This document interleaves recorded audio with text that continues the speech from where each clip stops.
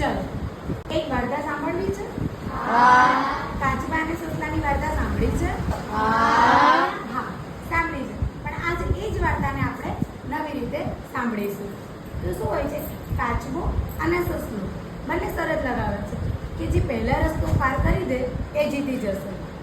તો સસલાભાઈ તો વધારે ઝડપી દોડે છે. તો સસલાભાઈને થાય એમ કે હું જ જીતી જઈશ. તો સસલાભાઈ તો ઝડપથી દોડતા દોડતા અડધા રસ્તે પહોંચી જાય છે અને જઈને જોવે છે તો કાચબાભાઈ તો ક્યાંય દેખાતા હોતા નથી. તો સસલાભાઈને એમ થાય છે કે પેલો કાચબો ક્યારે આવશે ને ક્યારે જીતશે, લાવ ને હું થોડીક વાર આરામ કરી લઉં. ને આમ વિચારીને સસલાભાઈ તો સૂઈ જાય છે ને કાચબાભાઈ તો ધીમે ધીમે ચાલતા ચાલતા રસ્તો પાર કરી દે છે. આ રીતે શરત પણ જીતી જાય છે કાચબાભાઈ. કેમ જીતી ગયા? કેમ કે ધીમે ધીમે શીખ્યા અને ધીમે ધીમે શીખીને પણ ચાલતા રહ્યા, ઊંઘી ના ગયા, વચ્ચે ઊંઘી ના ગયા, એટલે જીતી ગયા. એટલે આ પાર્ટ 1. આ શું હતો? પાર્ટ 1. પાર્ટ 1 માં આપણે શું શીખ્યા?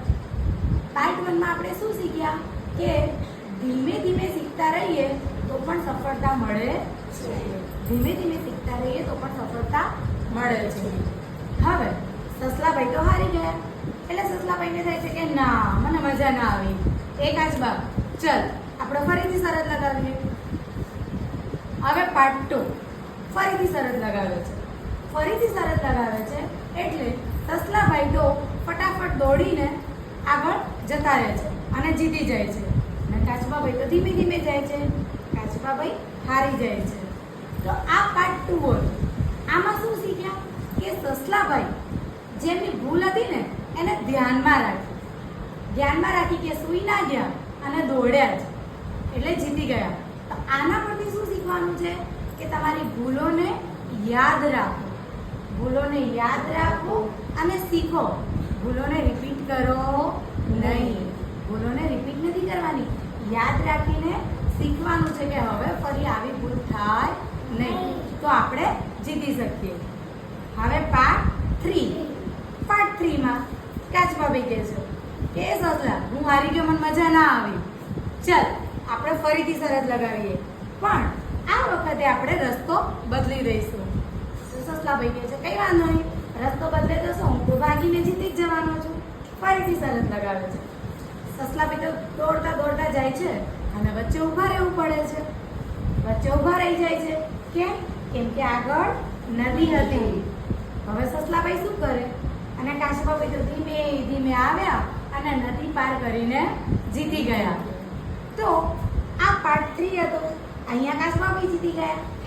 આમાંથી શું શીખવા મળ્યું કે તમારી સ્ટ્રેન્થના પ્રમાણે તમારી સ્ટ્રેટેજી બનાવો. એટલે કે તમારામાં જે શક્તિ પડેલી છે એ પ્રમાણે તમે કામ કરો તો તમે જીતશો જ. તમારામાં જે શક્તિ છે એનો ઉપયોગ કરશો તો તમે જીતશો જ. આપણી શક્તિને ઓળખવાની છે ને ઉપયોગ કરવાનો છે. આપણે ભલે ધીમે ચાલીએ છીએ, કાચબાભાઈને ખબર હતી કે હું નદીમાંથી નીકળી શકીશ, સસલાભાઈ નહીં નીકળી શકે, એટલે રસ્તો બદલી કાઢ્યો અને કાચબાભાઈ જીતી ગયા. તો આ વાક્ય હંમેશા યાદ રાખવાનું કે આપણી સ્ટ્રેન્થના પ્રમાણે આપણે સ્ટ્રેટેજી બનાવવાની છે, આપણી શક્તિના પ્રમાણે આપણે કામ કરવાનું છે. હવે પાર્ટ 4. તો હવે શું થયું? હવે તો બંને આવી રીતે એક જીત્યું એક હારે, બંને મિત્રો થઈ ગયા છે. થોડા મિત્રો થઈ ગયા છે. પણ કહે છે કે આવું ના મજા આવે યાર, તું જીતે ને હું હારું, ને હું જીતું ને તું હારું. ચલ ફરીથી શરત લગાવીએ. રસ્તો એનો એ જ નદીવાળો અને ફરી શરત લગાવીએ. ફરીથી શરત લગાવે છે પણ હવે શું કરે છે? જુઓ, જ્યારે રેતીવાળો રસ્તો છે ત્યારે સસલાભાઈની ઉપર કાચબાભાઈ બેસી જાય છે અને જ્યારે નદીવાળો રસ્તો આવે છે ત્યારે કાચબાભાઈ ઉપર સસલાભાઈ બેસી જાય છે. તો આ રીતે શું થાય છે? બંને સાથે મળીને કામ કર્યું તો બંને સાથે જીતી ગયા. શું શીખ મળી? કે જ્યારે બંને એકબીજાને સહકાર આપ્યો, સાથ આપ્યો, મદદ કરી તો બંને જીતી ગયા. તો આપણે અહીંયાથી શું શીખવાનું છે કે આપણે પણ એવા મિત્રો બનાવીએ કે જેની આપણામાં વીકનેસ હોય, આપણામાં જે કમી હોય એ આપણો મિત્ર દૂર કરી શકે અને આપણને તકલીફ હોય ત્યારે આપણો મિત્ર આપણને મદદ કરી શકે. એટલે આ વાતમાંથી એ પણ શીખવાનું છે કે હંમેશા એકબીજાની મદદ કરીએ તો આપણે બધા સાથે જીતીએ છીએ. સમજી ગયા? પાર્ટ 1 માં શું શીખ્યા? કે ધીમે ધીમે શીખતા રહીએ તો આપણે સફળતા મેળવી શકીએ છીએ. ધીમે ધીમે શીખતા રહીએ તો પણ સફળતા મળે છે. પાર્ટ 2 માં શું શીખ્યા? કે આપણી ભૂલોને આપણે યાદ રાખીને કામ કરવાનું છે. ભૂલોને રિપીટ કરવાની નથી. પાર્ટ 3 માં શું શીખ્યા આપણે? કે આપણામાં જે શક્તિ પડી છે એને ઓળખીને આપણે કામ કરવાનું છે અને આપણી શક્તિઓને બહાર લાવવાની છે તો આપણે જીતી જઈશું. અને પાર્ટ 4 માં શું શીખ્યા? એકબીજાની મદદ કરીને સફળતા મેળવી શકીએ છીએ. તો વાર્તા તમને ગમી? હા.